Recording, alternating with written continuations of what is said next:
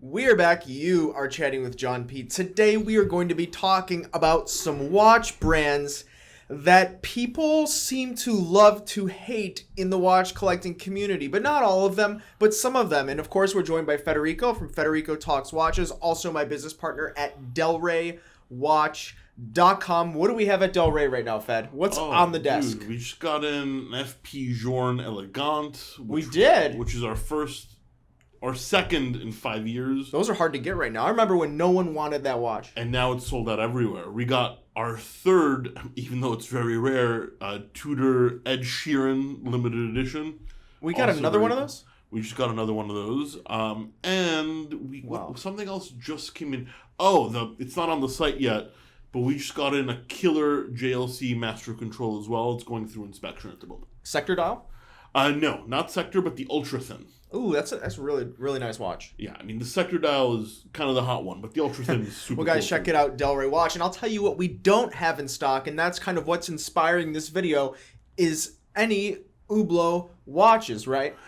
We generally do not carry Hublot. No, sir. And I was, I nerd out about some of these things. I geek out in kind of with the watch industry and the business. You can see that's kind of what I talk about a lot on this channel is like the industry and the business. And I was going through the LVMH, who owns Hublot. I was going through their Q1 investor kind of presentation that they put on, and the way that they worded some things really confused me because they made it seem like Hublot was just absolutely killing it. But then when I look at the watch business news sites like Watch Pro, for example, if any of you kind of are with me here, check out Watch Pro. They always have articles. I mean, they've even done articles about us. They're really in tune with the watch community, and they talk about what Hublot is doing, and it seems like more of the same. And I just couldn't really conceptualize in my mind. And as I thought about it, and Federico and I were talking, I don't know anybody that owns an Hublot watch. I think it's pretty simple. Yeah. I mean, this is just my opinion. So we've sold like 3 Hublots in the last 4 years. history of Del Rey Watch. So we do terribly with Hublots. People don't email us about them. They don't ask us about them. But they also don't even try to sell them to us. Well, occasionally they do, and we turn them down. But I also have a lot of dealer friends that are killing it with Hublot. I mean, really? I won't say his name, but our partner for the new watch section. Oh, wow. Destroys it with Hublot. Is he really? And here's the thing. I think they are selling, just not to watch geeks. Not to me, not to you, obviously not to you, not to anybody on Del Rey Watch, not to watch lovers. I think they're selling to like trendy people or fashion people or people where horology. And I'm not saying Hublot makes a bad watch because the Unico's kind of cool. The new sapphire cases are kind of cool. The movements are so finely decorated, right? The decoration. Well, you used to own one, didn't you? I did used to own a Which Big one Bang. did you used to own? A Big Bang, steel and ceramic. And that was last year, right? No, that was like 9 years We're ago. laughing. It's an internal joke. I used to own one as well, the Classic Fusion, by the way, which they just re-released. And that's what's so confusing is that model, which was so boring. No one really wanted it for a very long time. They decided it was a great idea to come out with it again because no one wanted it. I mean, listen, as I said, I think Hublot's stepping up their horological game, but I think they still have a reputation as a fashion brand, and that's who they're selling to. Which, honestly, is not our customer base, nor is it the people we talk to on our YouTube channels. So that makes a lot of sense because you do see, they used to be pop culture, right? Before Patek and even Vacheron has kind of tiptoed into pop culture recently. Hublot was pop culture with all the rappers, Jay-Z, 100%. Kanye West, but now they have to get into like Orlinsky and, kind of piggyback off of Bitcoin when they came out with their Bitcoin watch. They're trying anything they can to be in, when the famous Venezuelan artist Carlos Cruz Diaz died, they made a limited edition with his like color palette. I mean, yeah, they're milking it. They milk stuff. They want to be pop culture and whatever, that's for them. But something that I've noticed similarly, and this will be interesting for you because you're a Panerai guy, and we'll tiptoe around this one. But I'm kind of noticing, I don't want to say the same thing, but it could go in that direction where we're not seeing the kind of volume with Panerai that we used to. And I think it's for a different reason. I just think, unlike Hublot, Panerai is not innovative enough.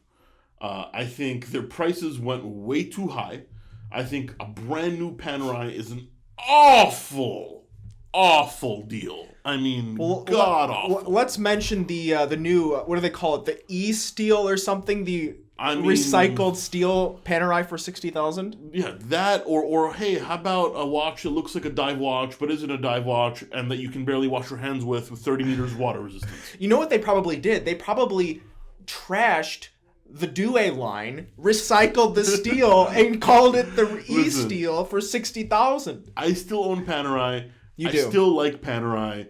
They're a handsome watches. If you're gonna buy Panerai pre-owned, and buy Panerai with the ETA movement, not their overly expensive in-house. Nothing I mean, get historical Panerai. PEM 111s, 000. The classic models. The classic None models. of these kind of like fancy. Nothing that's come out in the past 5 years. Like, just skip. I'm waiting for Panerai's Bitcoin watch. Oh, any day now. Ethereum. It might literally be. Or what is that, Cardano? Hey, listen, I'm doing very well with the Cardano King. Thank you very much. We're talking about different crypto altcoins. But it's funny because I was on Worth Ave in Palm Beach, and I actually saw a few people in the Panerai boutique. Oh, really? As opposed to just people that work there? Like Tourneau, yes, right? Tourneau was empty, but a few people were in the Panerai boutique, and we mess around and joke about it, but it's a rare thing to see. They're cool watches. I just think people remember Panerai from 10 years ago, and they look very similar, and then they walk in and they realize they're 40% more expensive than they were 10 years ago, and they don't buy anything. So I think they were in the process of walking out. Probably what is happening. They could have been contractors like redoing the storefront to turn it into a Journe boutique. God knows what it was. Because they're doing very well, obviously. But what other brands do we think are kind of going away from the watch collectors? I mean, we don't need to talk about Rolex. We know that. We talk about that all the time. I'm not even going to bring it up. I mean, they're still killing it. It is what it is. What do you think about Grand Seiko getting away from the collectors? Because their prices have been going up. They've been way going too more easy. mainstream. I think they deserve to raise the prices. I think they deserve to be more mainstream. I think they're still super niche.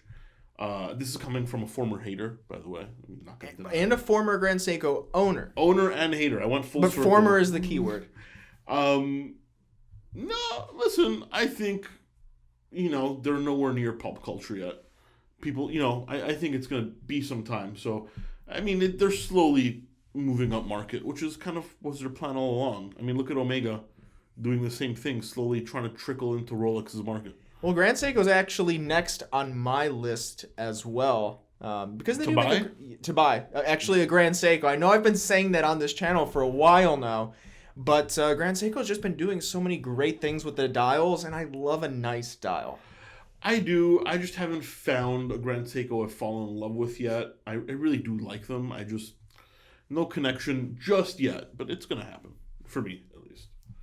Any other brands that we can think of that are just saying, collectors, maybe this is not for us? I see brands that are doing the opposite, like Oris. I mean, Oris is doing some great stuff. Tag Heuer's, I think, doing a few good things as well. Except for the green dial that they just came out with, the Carrera green dial, limited edition green dial. I think Breitling is killing it. I mean, listen, what brands are... I don't know. I mean, ignoring the collector. Ignoring the collector. I mean, it's tough. I mean, the collector is the kind of the lifeline nowadays. I mean, Bulgari was awful. They're doing... I mean, I think my former employer, Piaget... is just not doing anything. What is good. Piaget actually doing? Did they just announce a limited edition color of the Piaget Polo S? I have no idea. They have a green dial. Go figure. I stopped paying attention. Oh no, it's the skeleton dial Piaget Polo S. I think that's a cool watch, but Piaget. I mean, since I worked there, I looked at their catalog and they discontinued 3/4 of the watches, which makes sense because God knows I wasn't selling them. So I don't think anybody else was. But no, a brand that has a lot of history, has been in-house their entire history, was known as a movement manufacturer, and they can't sell a watch to sell their life. It's a shame. I would dare to say, not Grand Seiko, but Seiko, in the fact that they're pushing up their prices, their retail prices. If you're a Seiko guy, Seiko has been doing this. I would say they might be getting out of the... kind of the good graces of some collectors. I've been hearing it a lot in the comments below. I see it in previous videos. People have been leaving comments about that. Prices are going high, but they're going high everywhere. I mean... I guess that is true. Consumer goods. you can't even get into a nice Swiss watch brand new for under like $2,000 nowadays. Like I'm talking like a brick and mortar blue chip brand. I mean, the cheapest watch you're going to find at an AD is probably about $2,000. That didn't used to be the case. That's a really great point. I mean, I think Hamilton's still down there, but I mean, we're splitting hairs. Well, let's talk like luxury, right? Like Hamilton, Hamilton's a great watch, but I'm saying like, I don't know, like Nomos being the entry price point, Oris, Longines, Baume Mercier, all that stuff is above $2,000 for the most part. Just the reality. Yeah, it's unfortunate. Anyway, guys, I just wanted to share that because I do get reached out to in messages, and we do sometimes, especially on our Instagram, Delray Watch. Follow us there to see kind of the latest watches that always come in for like a little bit of a sneak peek. A lot of Rolex that we get in, we actually end up selling in direct messages on Instagram before it even hits the store, just because someone says, I need to have this, and that's where the subs and the Daytonas do usually go when they come in. I think we're actually pretty heavily stocked on Rolex now. We have like 18 Rolexes in stock. Which for us is pretty high. Go check it out. Yeah. Anyway, so make sure to follow us there. But we do get messages about Hublot all the time. So really, this video, I wanted to primarily address that and also bring in Federico. Thank you. Anyway, guys, we got to get back to work. You've been chatting with John P. Ciao.